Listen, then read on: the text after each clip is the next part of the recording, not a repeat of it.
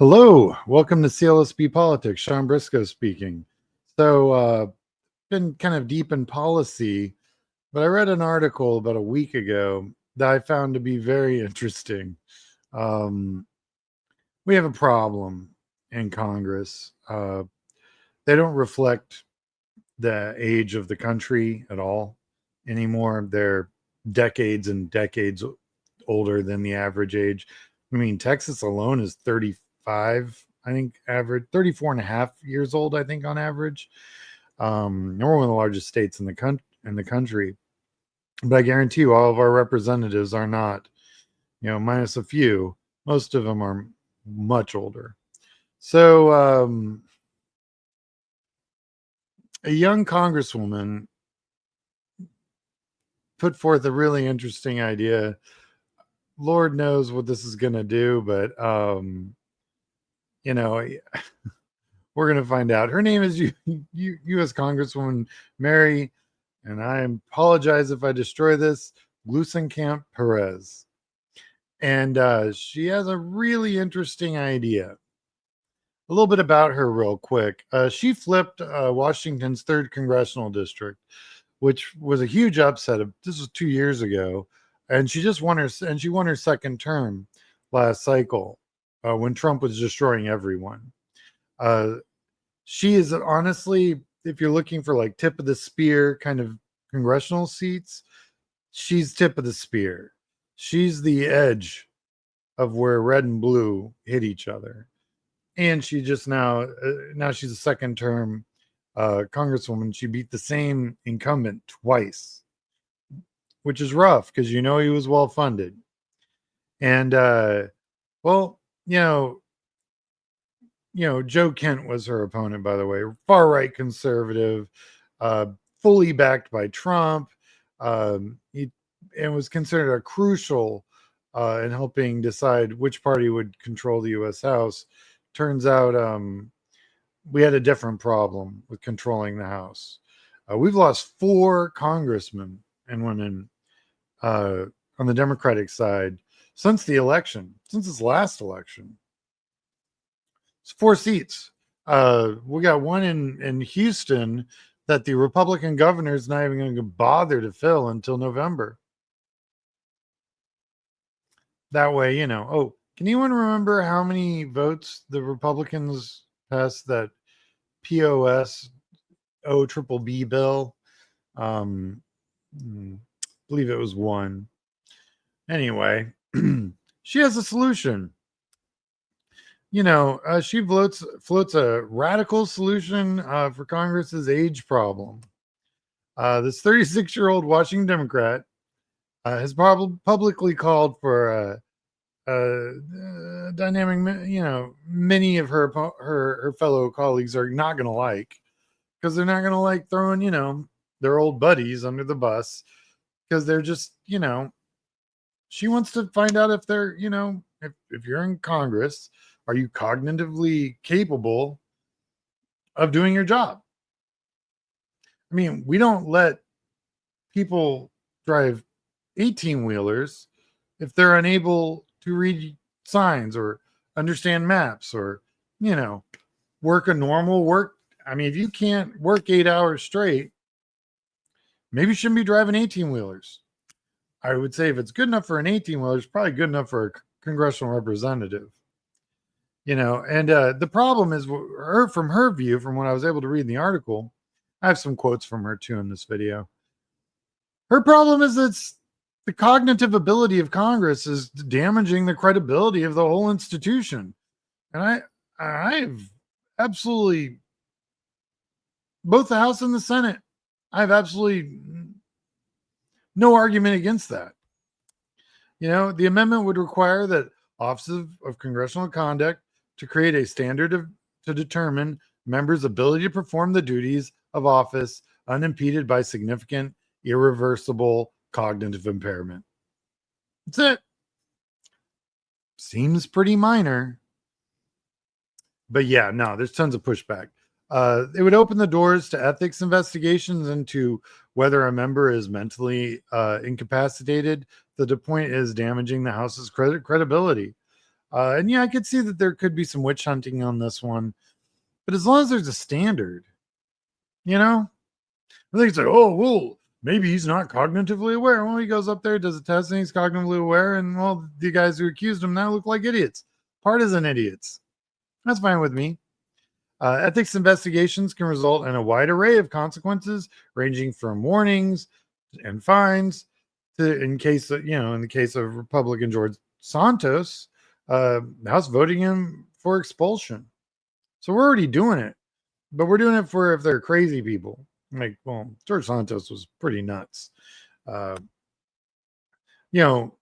We've had, we've got Republicans and Democrats pushing against this. They both, they don't want it. A lot, to quote, a lot of concern with some of the colleagues sometimes when we see some of their comments.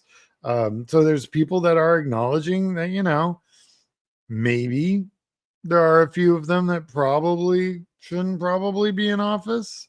It's not comfortable to think about, time being irreversible and how our lives change, but real respect for the communities and the body here is,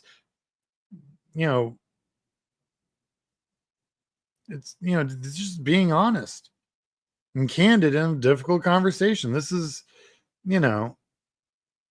what she's telling Axios. This is where I got this information. People get old. We're just not as sharp as we were. It happens to the best of us. She said that it's a disastrous debate performance that led to former President Biden being taken out of the race. It happens. And I'm a huge Biden fan, by the way. I don't want to get any hate messages on this video. Huge Biden fan. I met him. Nicest guy. Also, that debate was a train wreck. Sorry. I have videos on it. You're welcome to look. I also pointed out that any time a candidate's come in halfway through any election, I've never actually seen any of them win.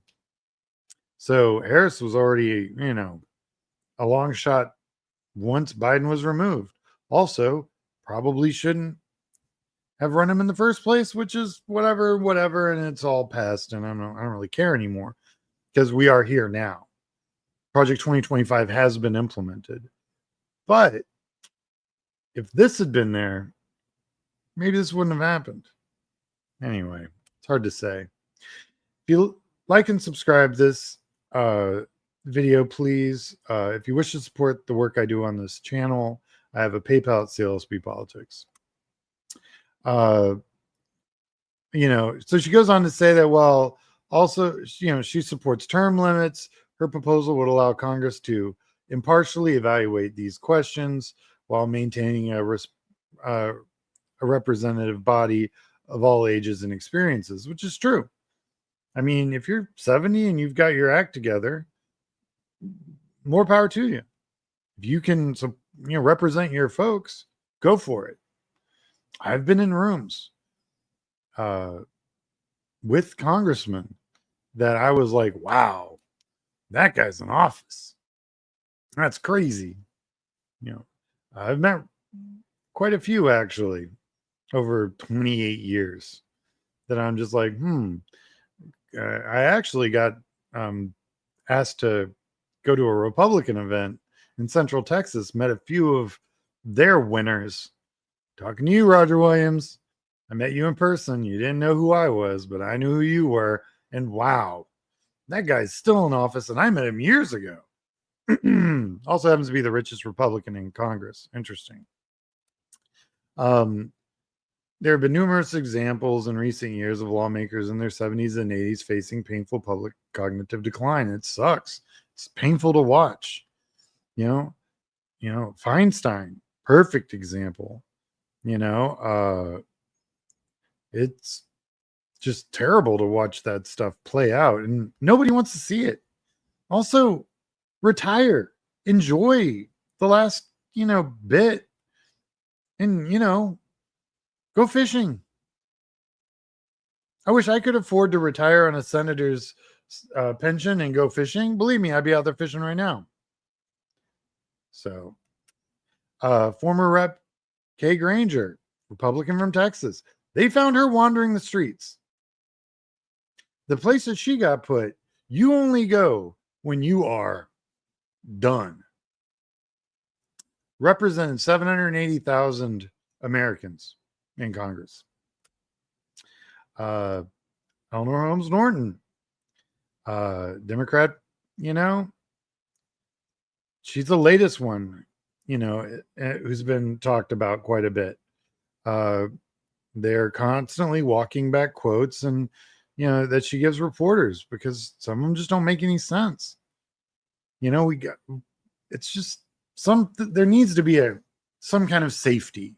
I agree with this representative. And I mean, she's quite a bit younger than me.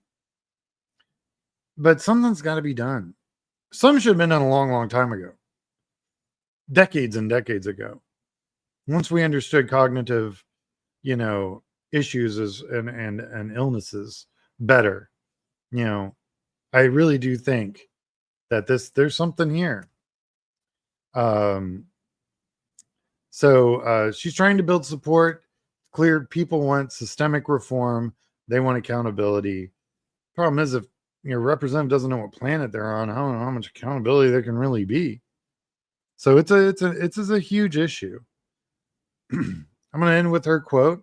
If we are going to persist in a system of co-equal branches of government, I think this is a really important question to take up. And I agree, 100%. This is a very important question to take up. And that's why I'm putting it on my channel. I'm sure I'll get pushback or whatever, and that's fine. Push back all you want. I'm interested in other ideas. I think term limits are a great other solution to this. So, well, thank you for watching. Like and subscribe. If you wish to support this channel, I have a PayPal at CLSB Politics. All right. Hope everyone had a great day. Talk to you later.